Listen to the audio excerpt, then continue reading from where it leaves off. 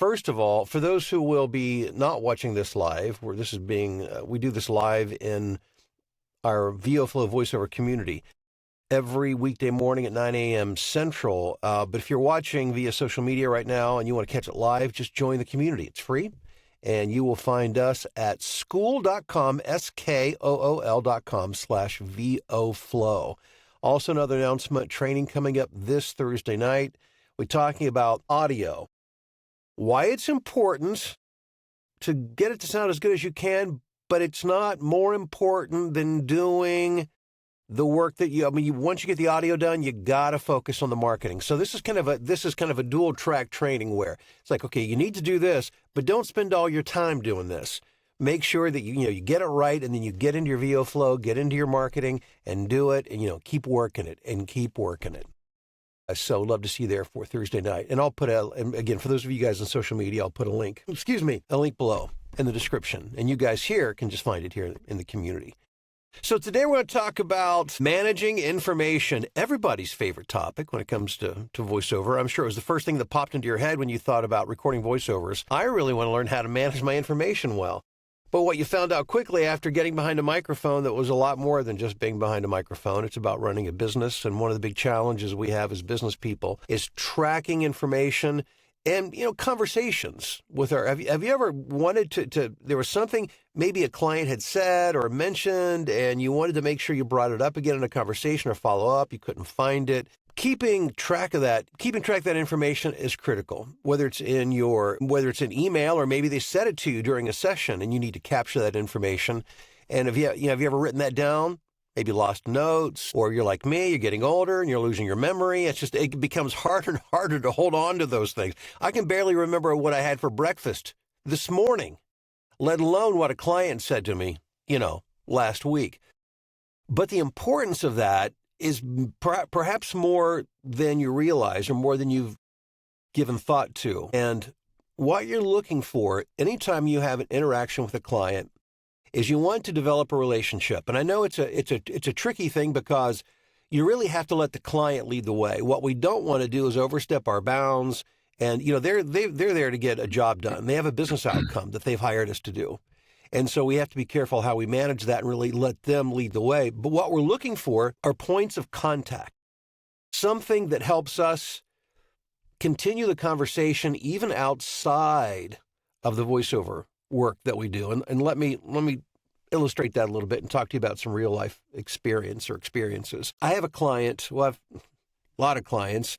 Occasionally, they'll begin to share personal information. And when I say personal information, I'm thinking things like they'll mention, hey, I see you're in Illinois. I grew up just down the street. I had a guy the other day, had a recording session, and he was in Kentucky, and he said, where do you live? And I said, I live in a little village called Bourbonnais, just south of Chicago. And he's like, he said, oh, it's near Kankakee. And I said, how'd you know that? And he said, yeah, well, I grew up just up the street from where. Those are little touch points. It's an opportunity to turn a stranger more into a friend. So keep your ears open, when you're reading your email or when you're having a conversation. Listen for things. I had another client for years, and I consider him a friend, and I think he considers me one as well, because over these years, we used to do like a live session every month. He would tell me about his daughter going to college, about upcoming vacations he was going on.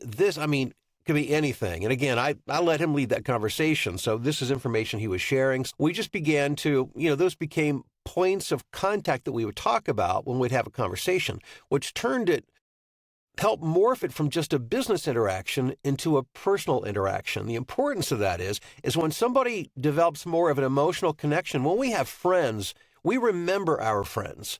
We remember what our friends say more than the people that we casually come into contact. So anytime that you hear, it could be a birthday, it could be an anniversary, it could be a favorite sports team, it could be anything. And if you haven't come across that yet, you will, especially as you have live sessions. That's where these things really start to pop up because people like to make small talk. They like to have conversation. When you make a note of that in your VOFlow, make a note of that information. It's important not to put this like on a sticky note someplace or like I used to do, put it on a legal pad and put it someplace because those things, that information gets lost. But when you can track, like within VioFlow, you guys, in case you weren't aware, you can easily track all of your email conversations in the contact record. It will bring all that up. It'll bring the notes that you make about the client. So be listening for those opportunities, make notes of them, and make sure that you find ways when you can, where it's natural to do so, to bring those things up. It lets them know that, don't you feel good when somebody remembers something that you tell them and then they ask you about it later? Yeah, it makes me feel good. Even if I know this person is a salesperson or they're trying, it's a business person, it still makes me feel good to know that they remembered that or they made note of that. It was important enough for them to remember that. And sometimes it's not even just personal information. It could be business information, like the specs of the audio. Like this might be somebody who prefers WAV files and 48,000 hertz and 24 bits, or they might prefer MP3s at 192 kilobits. I mean, it could, or bits or bytes or whatever that is. Whatever it is, if you make a note of those things, it will help you to be more consistent in the way that you interact and in your deliveries. Clients like to know that you care about those things. Perhaps billing preferences. I have some clients that want to be billed per job, some that want to be billed monthly. And I don't have to keep going back, doing it wrong or going back and re-asking. But by having that information and doing those things makes you look like a professional, and it makes you look like you care. Another really cool outcome of that is getting referrals. And when people remember you, one of the coolest things that has happened to me over the course of my career are those moments, and they don't happen all the time, but occasionally, when somebody says, I was referred to you by somebody. Two of maybe the biggest jobs I've ever done, like Disney, MetLife, those weren't auditions. That's where somebody just knew somebody who mentioned to them, said, you should check that, you should work with this guy for whatever reason. And they did. And I attribute that in large part by trying to do my best to make a connection with everybody that I work with. Again, I don't push that on people, but if they offer up any kind of information, like this guy who knew where I lived, this little village that I live in, because he grew up here, I'll remember that. When we talk again, you better believe I'm going to bring it up again, because it's a point of contact. Sometimes it's business contact information, like I mentioned earlier. It could be specs on audio or the way they like to be billed. Sometimes it's personal, but when you do, it makes you look. They appreciate you as a person, and they appreciate you as a business person. So the three things, like three bullet points to remember. Listen. Number one, always be listening, whether it's when you're reading an email, keep your eyes open, for what they have to say. When you're having a conversation, doing a session with somebody, listen. And anything that you hear that might be a point of a personal connection, make a note of it and then use it. When you talk to them, ask them, how did you enjoy your vacation? Did your daughter get off to college okay? How did that go? I remember when my daughter went to college. I mean, that was tough when my kids left home and went to school.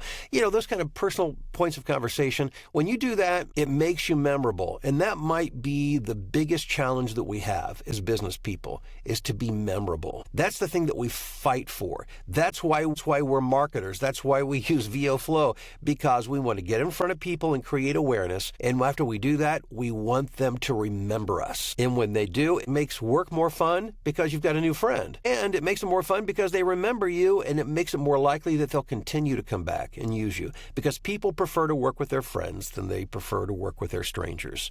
So it all goes back to managing information and tracking that. So just make it a part of your routine whenever you're communicating with a prospective client or a client, whether it be in, at a live session and that kind of a scenario, or email. Just make those notes and find, very casual ways to bring them up in conversation. And it will make a difference. Your work will be more fun and you'll get more of it, which is what it's all about. Questions or comments? Yeah, I have a comment, Bill. I got a response back from somebody from the Netherlands, and I was looking in my emails for them. I couldn't find them, and just now looked at the VioFlow and said, "Oh, it's this other person that I sent the email to." So I using that tool now, because he told me where to go to register, and he said he listened to my demos, which was really great. And I love the tracking because somebody else looked at my website 2 hours ago. Oh, nice. Yeah, this VioFlow thing is really awesome, man. So I appreciate that. Yeah, good. I'd love to hear that. I woke up this morning and saw somebody who works at Walmart was on my website. which is exciting. I thought, oh, you never know what might come from something Yeah, like that. because Walmart was one of those things you did way back. That's right. Yeah, and I've actually done a lot of work for Walmart over the years, but it's been internal stuff. So I do have a question. Are you doing any marketing through Instagram at all? I'm not Instagram. LinkedIn? Are you doing anything with LinkedIn yourself? I'm not currently. I have in the past, and I'm hesitant. Well, I was going to say, nothing really came of it, but that's not necessarily because of the platform. That's on me. It was something I dabbled. I didn't really systematically approach it. I think it's a great platform, and what I'm doing now is, of course, now that I can, oftentimes there are, within VioFlow, we'll be able to see what their LinkedIn, have a link to their LinkedIn profile. So I'm now utilizing that, making reference to that, or to gain a little more insight and information to see if I can find a better point of contact through that. So in that way, I'm using it, but I haven't been using it directly. Does that answer the question? That's a great answer. Okay. I was using LinkedIn pretty hard and heavy just as a background, kind of getting people familiar with who I was, although not making any direct connections with anybody to get any jobs. But then VioFlow came along, so I rotated into that, and so I've not been. It was one of those things where I've not been putting a lot of attention into LinkedIn because VioFlow is getting me actual results. Well, I think it's really powerful when you can integrate information from their social media, specifically LinkedIn, and be able to integrate that into your marketing through VioFlow. And at least that's a great place to start. And one of the things that I think it's okay if I mention this. I was talking to Chris yesterday, and of course, Chris is always researching what's going on. And one of the things that we're looking, he may have mentioned this and posted this in school yesterday, we're looking at the possibility of integrating with, or you being able to integrate social media marketing into VioFlow and being able to drive traffic from social media to your stuff so you can capture that information in the CRM within VioFlow.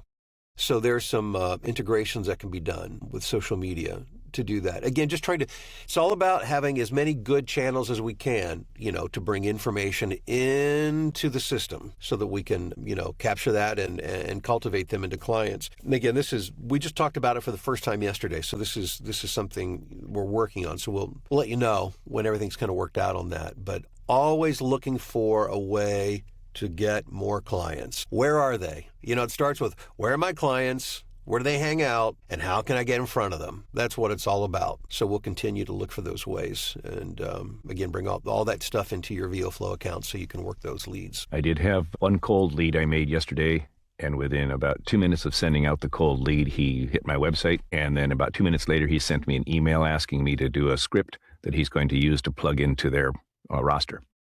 Oh, no kidding. Kind of exciting. That is exciting.